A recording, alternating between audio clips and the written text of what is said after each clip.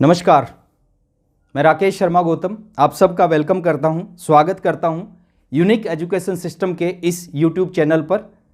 मैं अपनी बात शुरू करने से पहले आप सबसे निवेदन करना चाहूँगा, अगर अभी तक आपने इस चैनल को सब्सक्राइब नहीं किया है तो तुरंत इस चैनल को सब्सक्राइब कर लें। आरसीएम बिजनेस को बहुत बड़ा करने के लिए जिस एजुकेशन की ज़रूरत पड़ेगी, जिस मोटिवेशन की ज़रूरत पड़ेगी, वो सारी की सारी एजुकेशन के वीडियो आपको इस चैनल पर उपलब्ध मिलेंगे। मैं धन्यवाद करना चाहूँगा पूरी यूईएस की टीम का, मैं धन्यवाद करना चाहूँगा पूरी यूईएस मैनेजमेंट का, जिन्होंने मौका दिया आप सभी से बात करने का। मैं जो साथी मेरे को पहली बार सुन रहे हैं, मैं अपना परिचय देता हूँ। मेरा नाम राकेश शर्मा गौतम, जन्म हरियाणा के एक छोटे से गाँव में हुआ, एजुकेशन सरकारी स्कूल में हुई। 10+2 के एग्ज़ाम देने के बाद घर की फाइनेंशियल कंडीशन ज़्यादा अच्छी नहीं थी, तो डिसीजन लिया पढ़ाई के साथ एक पार्ट टाइम जॉब भी करूंगा। पढ़ाई के साथ पार्ट टाइम जॉब की, एक मैजिशियन के साथ 1500 रुपये महीने की असिस्टेंट का काम स्टार्ट किया। 2 साल तक पढ़ाई जॉब करते करते वो दिन मेरी ज़िंदगी में आया जब आरसीएम बिजनेस की पहली बार मीटिंग में जाने का मौका मिला, और मैं उस मीटिंग को कभी भूल नहीं सकता। मेरी ज़िंदगी की पहली मीटिंग, उस मीटिंग में गया, 1 घंटा 5 मिनट मीटिंग चली, और उस 1 घंटा 5 मिनट में इस इंडस्ट्री के बारे में, आरसीएम बिजनेस के बारे में, आरसीएम बिजनेस के फ्यूचर के बारे में बहुत कुछ बताया गया। और मैं आज भी, मेरे को वो दिन याद है, उस मीटिंग में बैठने के बाद मैंने एक डिसीजन लिया। वो मेरी ज़िंदगी का सबसे बड़ा डिसीजन था।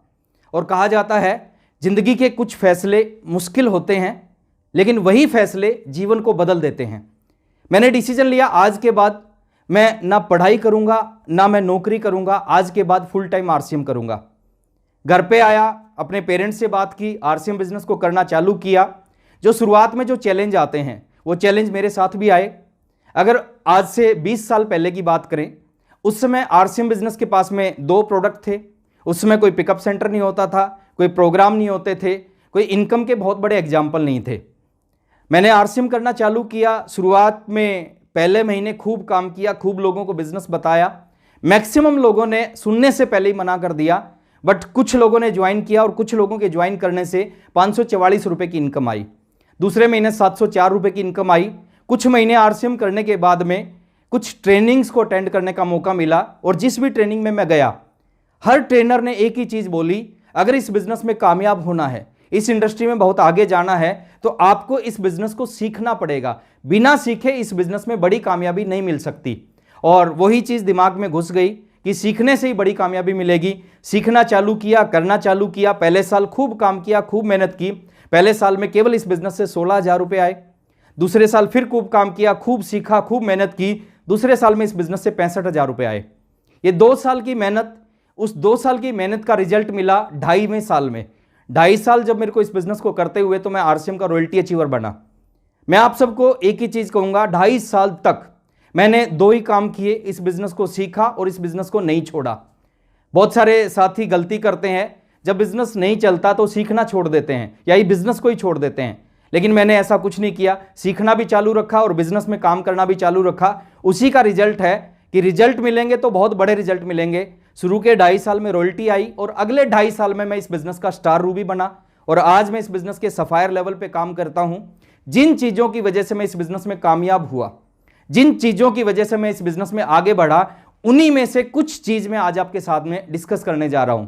इस बिज़नेस के 3 स्टेप हैं, 3 कदम हैं।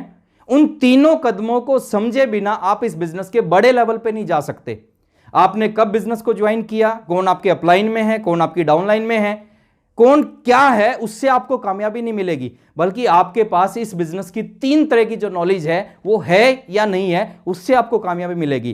पहला नॉलेज, पहला स्टेप इस बिज़नेस का है, वो है 6 बेसिक, 6 ऐसे बुनियादी कदम जिनको आपने करना है, और डे 1 से करना है। अगर आप इस बिज़नेस में बड़ी सक्सेस, ये दुनिया का सबसे बड़ा बिज़नेस है। बड़ा बिज़नेस में क्यों बोलता हूं? बड़ा बिज़नेस में इसलिए बोलता हूं क्योंकि दुनिया के किसी भी काम को हर तरह के व्यक्ति नहीं कर सकते।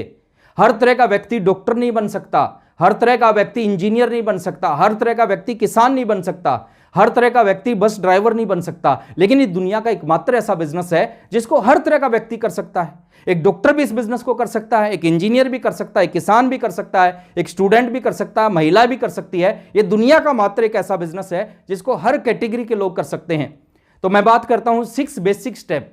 अगर रियल में आप इस बिजनेस में कामयाब होना चाहते हैं, डे 1 से जो 6 बेसिक काम है, बेसिक काम को करने से क्या होगा, बेसिक काम को करने से आपका बेस बन जाएगा। इस बिजनेस को बड़ा बनाना है, एक बड़ी बिल्डिंग बनानी है, झोपड़ी बनाने के लिए बेस की जरूरत नहीं है, वो धरती के ऊपर बन जाती है। बट अगर आप बड़ी बिल्डिंग बनाना चाहते हैं, बड़ी बिल्डिंग बनाने के लिए आपको बेस की जरूरत पड़ेगी।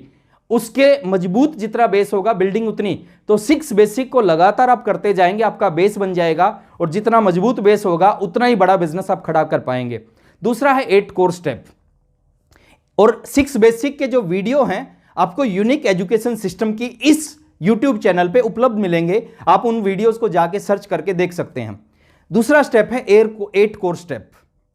8 कोर स्टेप के बारे में बोला जाता है कि अगर इस बिजनेस में आपको ज्यादा चाहिए, बहुत ज्यादा चाहिए, तो आपको वो 8 काम लगातार करने पड़ेंगे। कहते हैं अगर चाहिए मोर तो बन जाओ कोर। 8 कामों को लगातार, उससे क्या होगा, आपका बिजनेस बिल्ड हो जाएगा, खड़ा हो जाएगा आपका बिजनेस, बेस भी मजबूत हो गया, बिजनेस भी खड़ा हो गया आपका। और तीसरा जो स्टेप है, थर्ड जो स्टेप है, वो है 7 कार्डिनल रूल। 6 बेसिक और 8 कोर स्टेप, ये दोनों चीज आपको करनी है, लगातार करनी है। ये दोनों चीज आपके बिजनेस को बड़ा कर देंगी। बट जो 7 कार्डिनल रूल हैं, कार्डिनल रूल किसको बोला जाता है, कार्डिनल वो काम है जिनको इस बिजनेस में आने के बाद आपको नहीं करना। इन दोनों चीजों में अंतर है, उनको करना है और इसको नहीं करना। अगर आप ये सारी चीजें समझ जाते हो और इसके ऊपर सही काम करते हैं, तो दुनिया की कोई भी ताकत आपके बिजनेस को, आपकी इनकम को, वो इस बिजनेस में जो बोला जाता है time freedom, money freedom, security, उन चीजों को हासिल करने से आपको रोक नहीं सकती। तो मैं आज 7 कार्डिनल रूल में से अगर मैं बात करूं, जो फर्स्ट कार्डिनल रूल के बारे में, जिसका वीडियो इस एजुकेशन सिस्टम की इस YouTube चैनल पे उपलब्ध है, हमारे एक शानदार लीडर महावीर सारंग जी ने आपको बताया। सेकंड कार्डिनल रूल जो है हमारे इस बिजनेस के डायमंड, ग्रेट डायमंड ना, रियल डायमंड, सुरेंद्र वत्स जी ने आपको बताया। थर्ड कार्डिनल रूल जो हमारे इस बिजनेस के बारे में बोला जाता है, वो इस सिस्टम के बहुत बड़े अचीवर हैं, प्लस वो इस बिजनेस के पहले करोड़पति हैं। जितने भी लोग आज रिकॉर्ड बना रहे हैं, कहीं ना कहीं उसकी शुरुआत उन्होंने की थी। श्रीमान मुकेश कोठारी जी, जिनको इस बिजनेस का अमिताभ बच्चन बोला जाता है, मुकेश कोठारी सर ने बताया। फोर्थ कार्डिनल रूल हमारे बिजनेस के एक ऐसे शानदार लीडर जो कोर टीम का हिस्सा है, जिनके अंदर एजुकेशन, मोटिवेशन सब कुछ भरी हुई है, mister D Kumar ji from Banaras, fourth cardinal उन्होंने बताया। और आज मैं आपसे बात करने वाला हूं इस बिजनेस के 5th कार्डिनल रूल के बारे में। 5th कार्डिनल रूल क्या है कि अपनी क्रॉस लाइन से अपने बिजनेस की चर्चा ना करें, है ना, अपनी क्रॉस लाइन से अपने बिजनेस की चर्चा ना करें। अब यहां पे क्रॉस लाइन के मायने में थोड़ा सा आपको बताना चाहूंगा। क्रॉस लाइन के मायने क्या हैं, क्रॉस लाइन का मतलब क्या है। क्रॉस लाइन 3 तरह के लोगों का संबंध आपसे रहेगा इस बिजनेस में। पहला रहेगा आपके अपलाइन से, जो लोग आपके अपलाइन में भी 2 तरह के लोग होते हैं। कुछ होते हैं डेड अपलाइन, जो ज्वाइन आपके ऊपर तो हैं बट इस बिजनेस में एक्टिव नहीं है, वो डेड डिस्ट्रीब्यूटर हैं, उनसे आपका संबंध नहीं होना चाहिए। अपलाइन का मतलब होता है 2 कैटेगरी, दो खूबियां उसके अंदर, वो एक्टिव और ग्रोइंग होना चाहिए। 2 क्राइटेरिया का वो अपलाइन होता है, वो एक्टिव भी होना चाहिए, ग्रोइंग भी होना चाहिए। तो फर्स्ट है आपके अपलाइन। अपलाइन से आपका जिंदगी भर का रिलेशन रहेगा। और अपलाइन के बारे में एक चीज बोली जाती है, 3 चीजों का ख्याल रखना चाहिए जब भी अपलाइन का नाम आए। जो भी एक्टिव ग्रोइंग अपलाइन से आप बात करना चाह रहे हैं, 3 चीज हमेशा ध्यान रखें। पहली चीज, जो फर्स्ट स्टेप है अपलाइन में, हमेशा रिगार्ड करें, रिस्पेक्ट करें और दिल से रिस्पेक्ट करें। यहां से ना करें, यहां से करें, है ना। बहुत सारे लोग यहां से करते हैं, यहां से नहीं करते, है ना। तो मैं कहता हूं यहां से उस अपलाइन का कोई ना कोई रोल उसका जरूर है आपके बिजनेस में। और एक चीज बोली जाती है, इस बिजनेस में बड़ी कामयाबी आपको अपलाइन की वजह से, 90% जो आपका बिजनेस चलेगा वो अपलाइन की वजह से चलेगा। 10% बिजनेस आपका अपनी वजह से और डाउनलाइन की वजह से चल सकता है।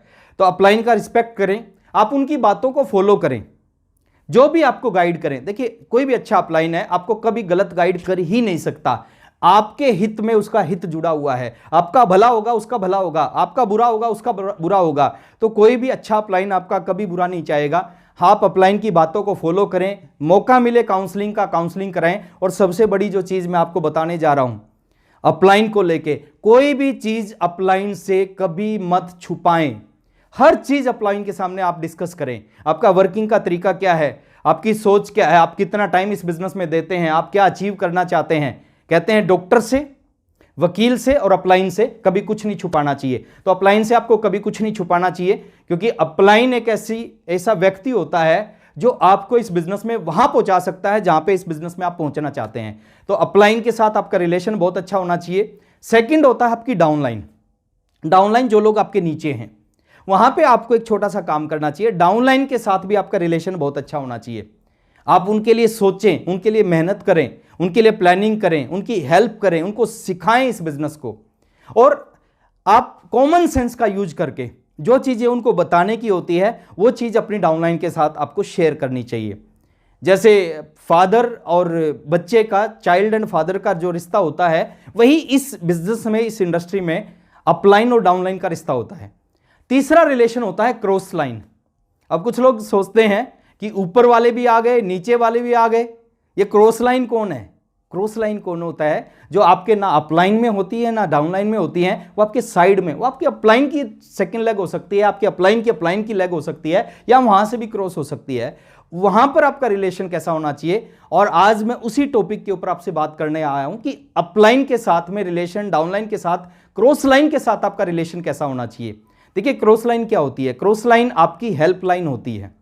वहां पे एक लाइन होती है जिसको हमें क्रॉस नहीं करना, कभी भी उसको क्रॉस नहीं करना होता, क्योंकि अगर उस लाइन को क्रॉस करेंगे उसका नुकसान हमें भुगतना पड़ेगा।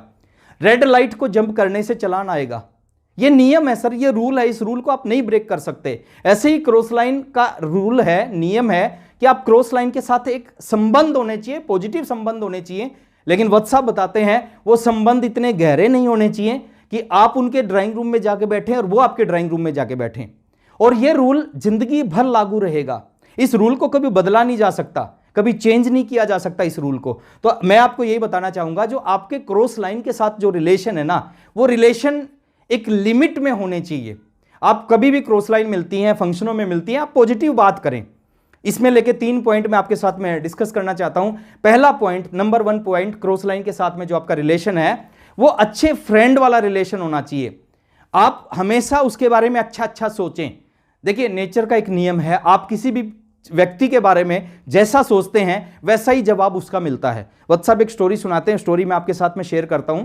एक राजा थे, वो राजा यंग थे और जितने भी उनके राज्य में जो बुजुर्ग लोग थे, बूढ़े लोग थे, उनके बारे में वो ज़्यादा अच्छा नहीं सोचते थे। वो कहते थे कि ये जो बूढ़े लोग हैं ये बोझ होते हैं, ये कोई काम नहीं करते, ये क्या खाली खाते रहते हैं, और ये पूरे हमारे राज्य का बहुत सारा अनाज खाते हैं, बोझ है हमारे राज्य पे।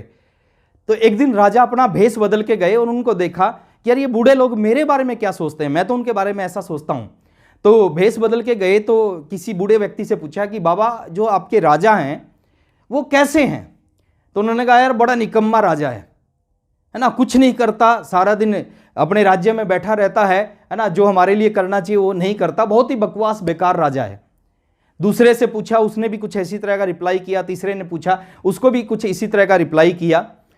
उस राजा ने सोचा, वो राजा की जो सोच थी वो जवान लोगों के बारे में बहुत अच्छी थी। वो कहते हैं जो यंग लोग होते हैं ना वो बहुत अच्छे होते हैं, वो बहुत मेहनत करते हैं, बहुत काम करते हैं, राज्य को आगे बढ़ाने के लिए राज्य की सुरक्षा करते हैं, यहाँ पे नौकरी करते हैं हमारे यहाँ पे। तो उसने किसी यंग व्यक्ति से पूछा भेष बदल के, आपके राजा कैसे हैं? तो राजा, उस यंग व्यक्ति ने कहा कि बहुत सुपर राजा हैं, उससे अच्छा राजा हो ही नहीं सकता, बहुत केयर करते हैं, बहुत हमारा ध्यान रखते हैं, ख्याल रखते हैं, बहुत अच्छी तनख्वाह देते हैं, हमारा घर उनकी वजह से चलता है। तो कहने का मतलब है आप जिसके बारे में जैसा आप बोओगे ना वैसा आप काटोगे। अगर हम जैसा बोएंगे, आप किसी क्रॉस लाइन के बारे में अच्छी चीज बोलते हैं उनकी टीम को या अच्छा सोचते हैं तो डेफिनेटली वहां से भी यही चीज आएगा। अगर उनके बारे में उल्टा सोचते हैं, वो आपकी हेल्पलाइन है, आपके बिजनेस को आगे बढ़ा सकते हैं। दूसरी चीज मैं बात करता हूं क्रॉस लाइन के बारे में। दूसरी चीज है क्रॉस लाइन का जो रिलेशन है ना, उस रिलेशन को आपने एक लिमिट के अंदर रखना है। आप इस बिजनेस को बड़ा करना चाहते हैं, बहुत सारी आपकी क्रॉस लाइन होंगी, उनके साथ आपका संबंध अच्छा होना चाहिए, रिलेशन, बट कभी भी अपने बिजनेस की कभी भी उनसे टिप्स ना लें।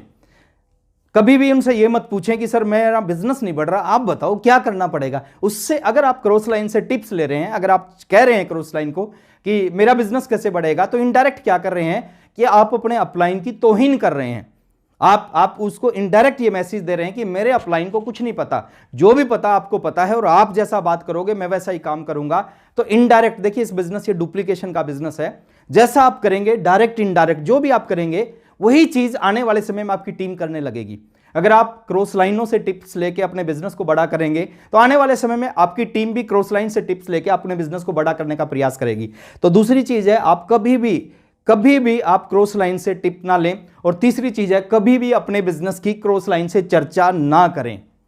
कभी भी अपने बिजनेस की क्रॉस लाइन से चर्चा ना करें। आपका बिजनेस कितना है, आपकी इनकम कितनी है, आपकी टीम में किस लीडर का क्या बिजनेस है, कभी भी उसकी चर्चा ना करें। अगर गलती से कोई क्रॉस लाइन आपसे पूछता है कि आपका बिजनेस कितना है, तो आप उसको बोलो कि सर ये थोड़ा सा सेंसिटिव सा विषय है और अपलाइन आदेश नहीं देते, अपलाइन इस चीज के लिए परमिट नहीं करते कि हम अपने बिजनेस का अपलाइन के सिवा किसी से चर्चा करें। तो इसलिए सॉरी सर, इस चीज के ऊपर मैं आपसे बात नहीं कर पाऊंगा। और उसको बड़ी विनम्रता से, बड़ी अच्छे तरीके से आपको उसको ये बात बतानी चाहिए, क्योंकि अगर आपसे कोई क्रॉस लाइन पूछ रहा है तो समझो उनका जो मानसिक स्तर है वो बहुत ज्यादा बड़ा नहीं है। तो क्रॉस लाइन से कभी भी बिजनेस की चर्चा नहीं करनी चाहिए। और कभी पूछता है, उससे नुकसान क्या होगा, उससे दो नुकसान होंगे। अगर आप किसी क्रॉस लाइन से पूछ रहे हैं कि आपका बिजनेस कितना है और उसका बिजनेस आपसे ज्यादा बड़ा है, तो कहीं ना कहीं आपके अंदर एक निराशा आएगी। निराशा क्यों आएगी? आपको लगेगा मैं भी काम करता हूं, ये भी काम करते हैं, लेकिन मेरा जो बिजनेस है इनसे कई गुना ज्यादा, मेरा बिजनेस कई गुना, इनका बिजनेस मेरे से कई गुना ज्यादा है। तो कहीं ना कहीं आपके अंदर निराशा आएगी। बिजनेस कम होगा तो आपको लगेगा किसी का नहीं चल रहा, तो आपकी स्पीड भी कम हो जाएगी। तो मैं यही कहना चाहूंगा सर आपको कि किसी भी क्रॉस लाइन से बिजनेस की चर्चा ना करें। आखिर में मैं यही कहना चाहता हूं सर, इस बिजनेस की जो 7 कार्डिनल रूल का 5वां कार्डिनल रूल ये है, और आगे जो कार्डिनल रूल आएंगे वो आपके अपलाइन के द्वारा आपको बता दिए जाएंगे। लास्ट में इस बिजनेस की जो एजुकेशन है वो एजुकेशन आपको आगे बढ़ाती है, इस बिजनेस का मोटिवेशन आपको आगे बढ़ाता है। बहुत बड़ी संभावनाएं हैं अभी हिंदुस्तान में आरसीएम बिजनेस को लेके, नेटवर्क मार्केटिंग को लेके, इस पूरी इंडस्ट्री को लेके, और आने वाले समय में वो सारी चीज़ें इस इंडस्ट्री में आपको मिलने वाली हैं जिनके लिए आप इस इंडस्ट्री में काम करते हो। बहुत अच्छा लगा आप सबसे मिलके, और बार बार जब भी मौका मिलेगा मैं आपसे मिलता रहूँगा, बातचीत करता रहूँगा। और